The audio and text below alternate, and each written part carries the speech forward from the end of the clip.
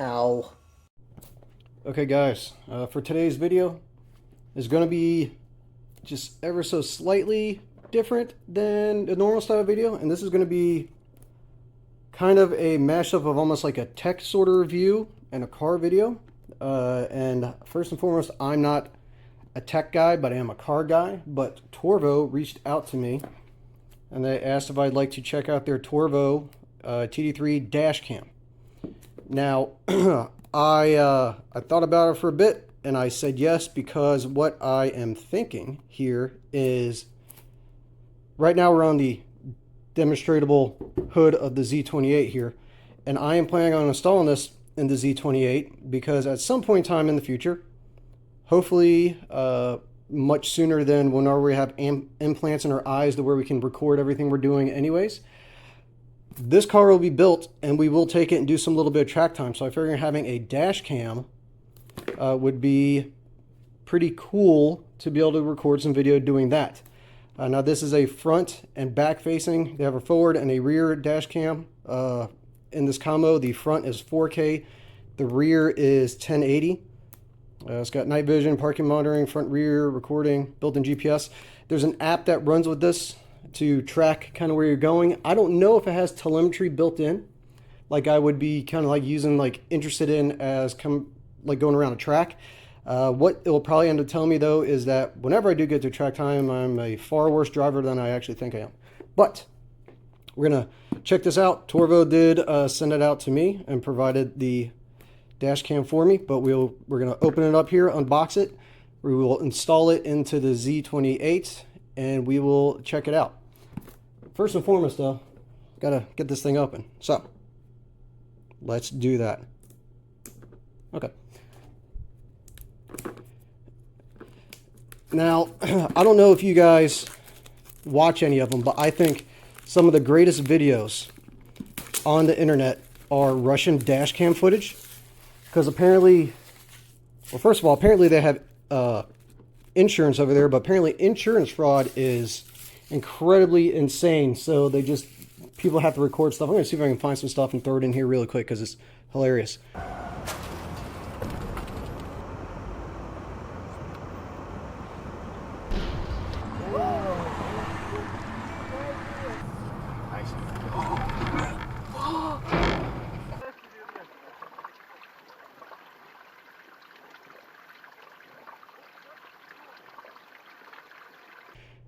But this is the box it comes in. Dash cam, 4K front facing camera, which would be this one here.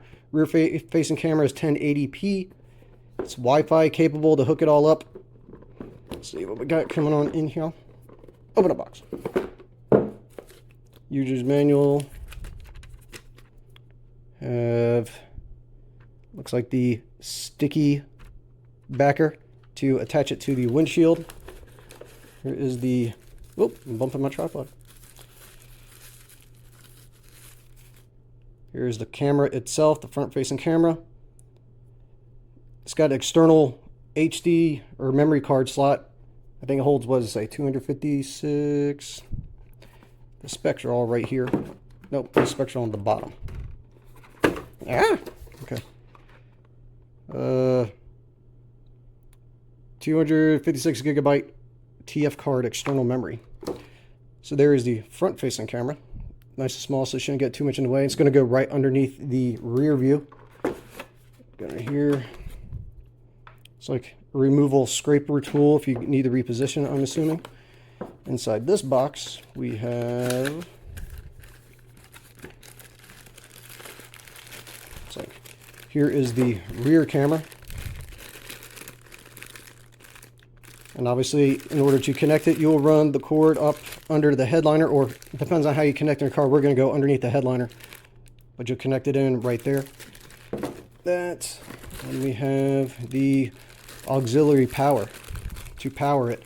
So this will go into the cigarette lighter, because the Z28 is old that it actually came with a cigarette lighter and ashtrays. They're no longer. This is before they became little like power stations or whatever. So this is what we're going to be using. We're going to get everything set up and we'll go about installing it. I was just looking through the manual here real quick.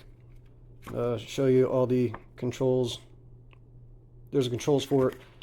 I forgot to mention that this thing has 24-hour like motion detecting monitoring, which I think would probably be a really good thing if your car is otherwise like sitting outside, and say you live in a city or an apartment complex or something like that, and you can't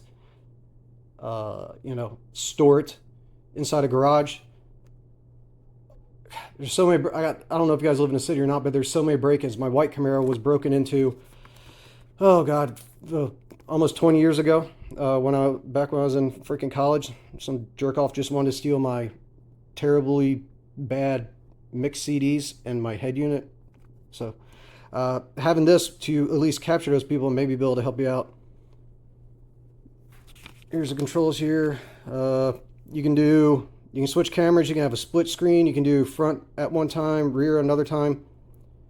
You could, if you wanted to do this, I wouldn't necessarily recommend it, but you could probably use this screen as just like in lieu of your rear view, and you'd have the screen, which I think is what Teslas do nowadays, but it'd be a little small for what I would recommend doing that. These are the settings through here, and we will get this all. So, ooh, it does have a G sensor. So there we go. It can do telemetry, time lapse. Okay, all right, there we go. Loop recording, time lapse, date stamping, GPS stamps, all the sort of stuff. This little thing is capable of a lot of stuff here. So, all right, now we will go about installing this. Okay, first things first, getting this install. I wanted to clean the windows to give the cameras the best shot as possible of actually being able to see anything. And as you can tell, these are funky, man. There's a lot of scrubbing. My arm is exhausted. My arm hasn't been this tired since puberty first hit me. I cleaned it with just standard, really old Windex window cleaner stuff, whatever hell brand this is. Another reason why I chose the Z28 for this is one car that doesn't have any form of tint on it at all.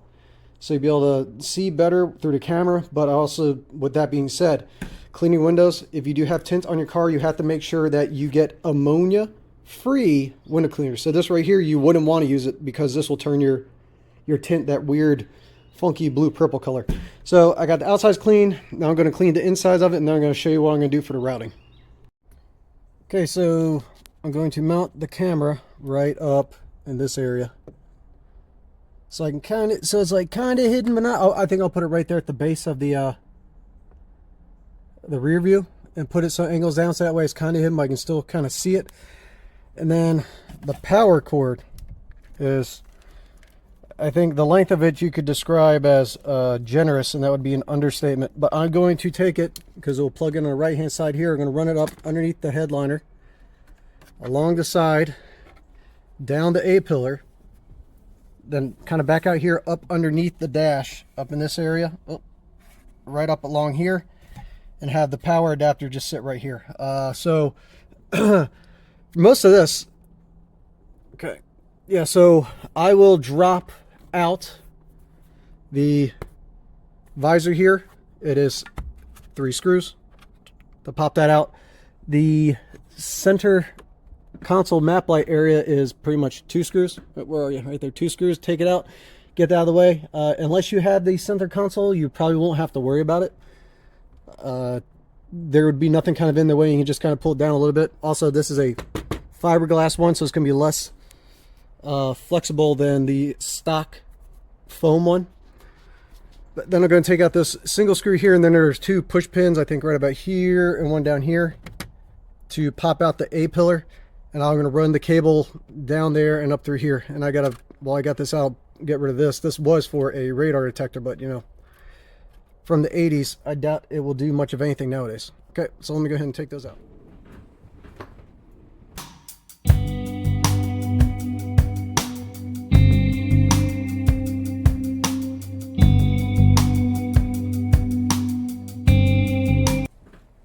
Maybe this is an earlier 3rd gen car thing. I don't think it's like that for my 87, but there is a 2-piece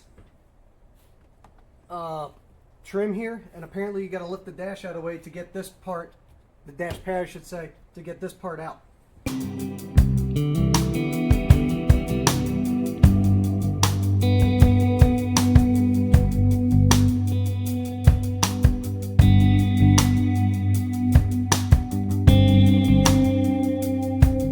One was just grounded to the body, the other was pulling power from the fuse block.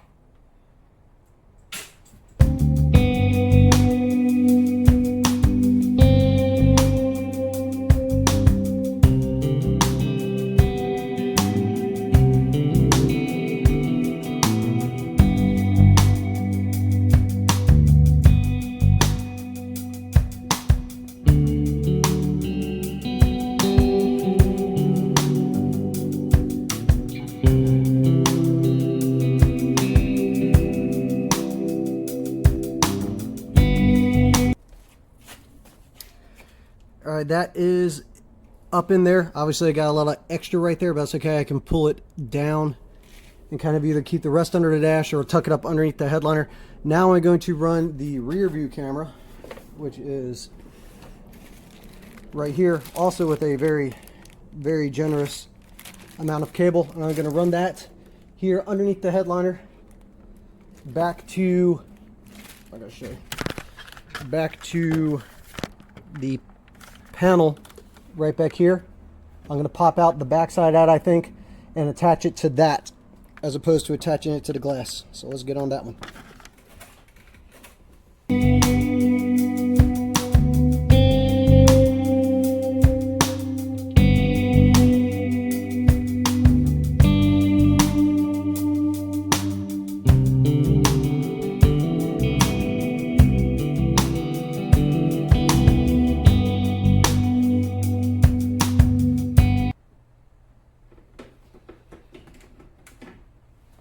I wouldn't have had to go through all that had I drilled a hole up through that panel and slid the cable through, which I may do later on. But interior's got to come back out of this car at some point in time, so I don't want to necessarily do all that right now.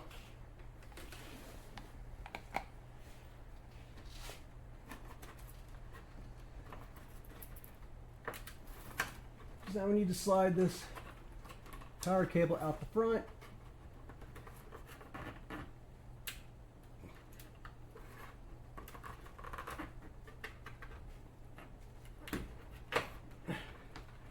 And I shouldn't say power cable, it is the connection cable. Okay, so look at all this. I have enough through there in the front to connect to where I'm putting the camera. Here's all the extra, okay? So, I'm pretty sure this will work with a frickin' SUV, if you got one. I may look and see if they have a shorter cable for this to begin with. Just look at all that. So all that is going to go and just tuck right up here underneath the headliner since it's got plenty of room under there.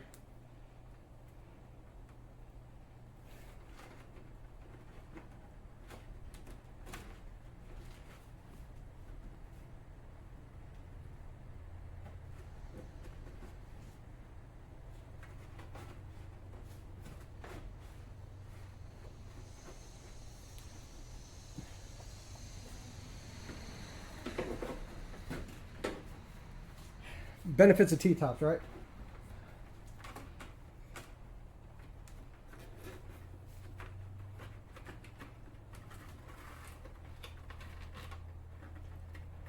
All right. So that is all up there. Now I'm just gonna reinstall the map console, reinstall the lid, or I'm sorry, the dash pad, and I'll hook everything up. Okay, we got the camera all up installed. I'll worry about some cable management stuff, make it look a little prettier later on. I ran it down here. As of right now, I just have it taped up to the bottom of the dash, which is fine because this dash has to come out and get replaced because, as you can see, it's broken. So I'm not going to try to get it super clean and pretty, so like you can never tell that was there at the moment, because everything's going to be coming apart in this car, just like the headliner. Got to redo the headliner. And excuse me, in the future, this cigarette lighter is going to be going away, and it will be switching to a I'm going to put a shift light there in the future at some point in time, because I don't smoke. So I would do a relocated power outlet, or I would get the hardwired kit. Now on that note, for the 24-hour parking thing, so because after I filmed the unboxing, I was sitting around taking my time to actually look through the notes, the manual, and for the 24-hour parking monitor, you can't use something like this. Actually, you could probably use it in this car, because as long as you have the green power hooked up here, it's getting power to the, there you go. There's the front facing camera. So I don't know how well this is going to be able to pick it up through my phone doing this, but that's the front camera. It's kind of a wide angle lens. And then I can switch to the rear camera here in a minute. But back to saying this, most cars now, newer cars, their power doesn't run to this continuously. The key has to be switched on. So I could have the 24-hour parking with this setup in this old car if I wanted to. If it's a newer vehicle, you have to get the hardwire kit that plugs into your fuse box in any various configuration, depending on exactly what your car is, to be able to get a full 24-hour feed from the battery to charge that. So this is lit up. It is obviously working, front-facing camera. So if I can just switch it to rear camera really quick. I have to go through these switch camera, press the up button to switch camera. Okay, up button would be right there. So let's see. And there's a rear facing camera. Check that out. Then you can also do a split screen of the front and rear. There you go. There's front camera, rear camera at the same time. Okay, get out of here with your 40 car. That's actually pretty damn slick. All right, that's super cool. Okay, so yeah, I mean, there's all the directions here. I'm not going to go through every bit of setup here for it. I'll leave that to you guys. But the thing I should say when going through it, when I was unboxing it, I said that it does telemetry because there's a G setting. I was wrong. What this does is that this camera will loop. So instead of just filling up memory cards, you can set it from like a 1, a 3, and a 5-minute loop. And once it hits the end of 5 minutes, it'll record over the previous 5 minutes, and that will wipe that stuff out. The G setting is there's like multiple settings. That is intended that if you kind of get in an accident, the camera will pick it up and it will save it'll save that video file, so you're not having to try and go through and save it manually. You can in here, and as the directions show, you will be able to save whatever video files and stuff you want. See, there's a G sensor I saw. You'll save whatever video file you want, and how to do it. Set up the Wi-Fi app. You guys can look through all that, but that's what that G setting was. And honestly, with how shitty the roads are, it would be saving files nonstop every time you hit a pothole, because tax dollars at work, baby. But yeah, you see how you'd lock the videos. So the G setting would lock it like this setting, so you would have those videos in case you needed, for when you need it for your insurance or whatever it may be. Was it one other thing? Oh, there's like, you're gonna set it to like monitor your speed and stuff. I'm gonna make sure I have that turned off, just because, you know, that you can use the GPS. It'll track and remember the route you went. So say you get lost, you can look at your phone and see the direction you came. You can go back the direction you came to be able to do it. You can actually date stamp your license plate in here and the time and wherever it happens, so you have all that information saved in case you need it. And it has the built-in Wi-Fi in the app. So instead of trying to take out the memory card that's built into the side, where are you? The side right there, little memory card.